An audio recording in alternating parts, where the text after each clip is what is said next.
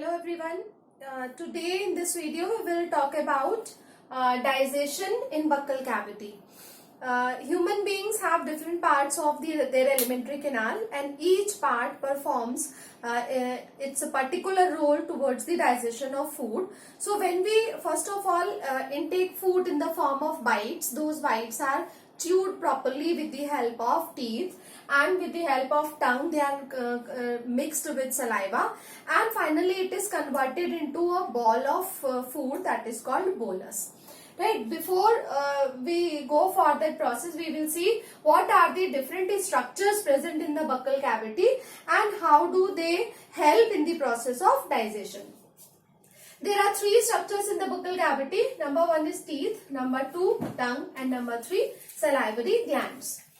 What is the main function of teeth? We all know that teeth are very hard part of the buccal cavity, and they help in grinding of food, in mastication of food, or they help in the chewing of food. This process converts food into smaller particles. If the particles are smaller, they can be easily acted upon by the enzymes present in the different juices secreted in stomach and small intestine. Before we go further, we will see there are three terms associated with teeth, and these terms are, first term is thecodont. Thecodont means we have gums in our jaws and there is a socket.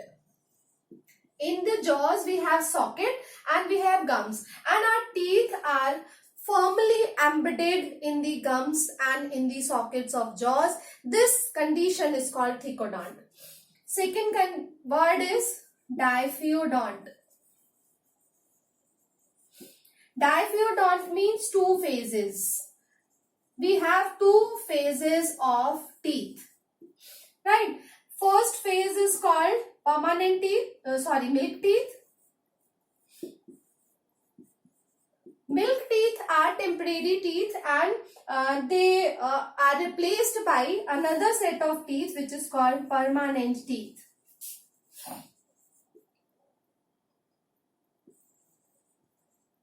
This milk teeth is the first phase of our teeth, and they are there till the age of 8 to 9 years, 8 to 10 years, and they start coming out and their place is taken by permanent teeth.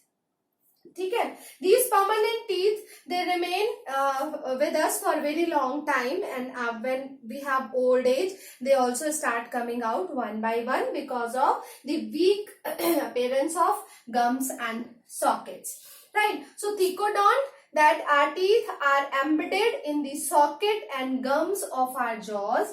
Diphyodont, there are two phases of teeth. Milk teeth are temporary teeth. Right. Number three, third term is heterodont. Heterodont means there are four types of teeth in human beings. Four types of teeth. They are divided into four different types. What are they? We'll see them one by one.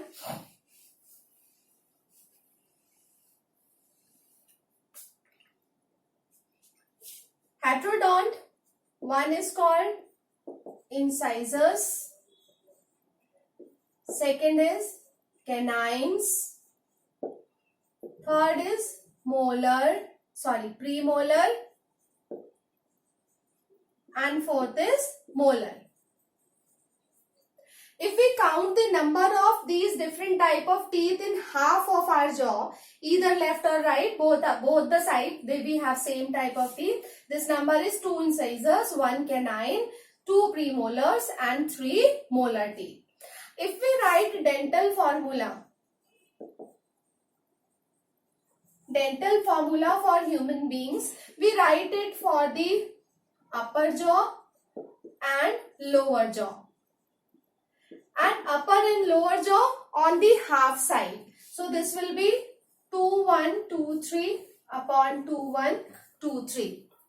In half of the jaw, 2 incisors, 1 canine, 2 premolars, and 3 molars. That makes 8 upon 8. That means on the left and right side, both the sides, we have 8 teeth in both the upper and lower jaws, and it becomes double when you combine left and right, both the sides. Total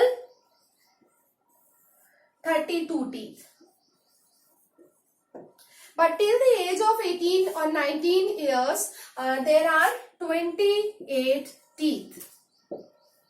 Why? Because 2 molars of the upper jaw and 2 molars of the lower jaw, they start appearing late, after the age of 18 or 19 years of age. So when 4 these molars appear after the age of 18 or 19 years, or maybe 20 years in some, and they do not appear at all in some cases, right? So then this number becomes 28 plus 4, 32. These 4 molars which appear late in after 18-19 years, they are called wisdom tooth, and they are the vestigial organs now. They were functional in our ancestors because our ancestors used to eat raw food, and there was more grinding, more mastication of food required. But now we eat cooked food, and that much grinding, mastication of food is not required as it was required in our ancestors, and they have become vestigial organs or non-functional organs, and they are degenerating during the course of evolution in human beings. What are the third structures in buccal cavity? Salivary glands.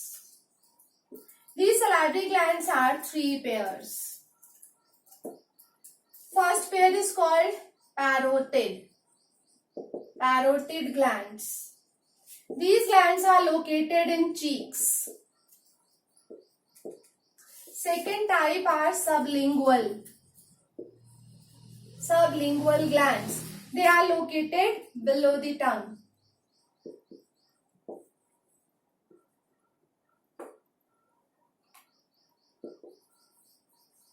And third type are submandibular. They are located in the lower jaw. What is the function of these 3 glands? All 3 of them secrete a fluid which is a diluted gum-like substance, and that fluid is secreted 24 hours. Its secretion is more when we are eating something, and in the absence of food, its secretion is lesser. All 3 of them secrete a fluid. That fluid is called saliva. Saliva is alkaline in nature. It has alkaline nature because of the presence of bicarbonate ions. Apart from this, it contains sodium, chloride, potassium ions, and maintains the osmotic balance of the buccal cavity and helps to form an electrolyte. So osmotic concentration of the buccal cavity is maintained with the help of saliva, with the help of all these ions. Apart from this saliva, it is completely mixed with food. It helps to chew food. It helps to make food soft. It helps to convert food into smaller particles so that all the enzymes present in the saliva and in the stomach and its intestine can easily act upon the food particles, smaller particles. So this saliva contains 2 very important enzymes. These enzymes are salivary amylase and lysozyme. Salivary amylase is also called ptyalin. And this P is silent. So what are the functions of salivary amylase that we have to see now? There is a complex carbohydrate starch. It is a complex carb. Carb means carbohydrate. It consists of very long chain of smaller units. These are basic units and this unit is actually glucose. So many glucose units are combined together forming a long chain, and that chain is called starch, and it is a complex food or it is a polysaccharide.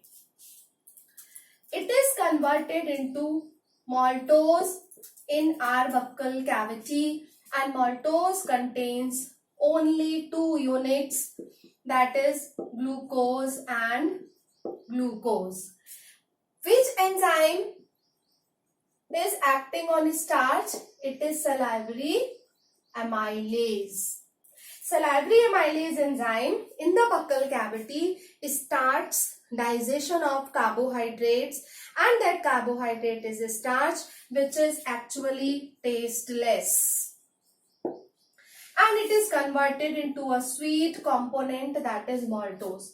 What is the function of enzymes during digestion? Enzymes are biocatalysts and they break down complex new food substances into simple substances. You can understand complex is a long chain of glucose units and simple is a unit of only two parts, two monomeric units. So maltose is simpler one.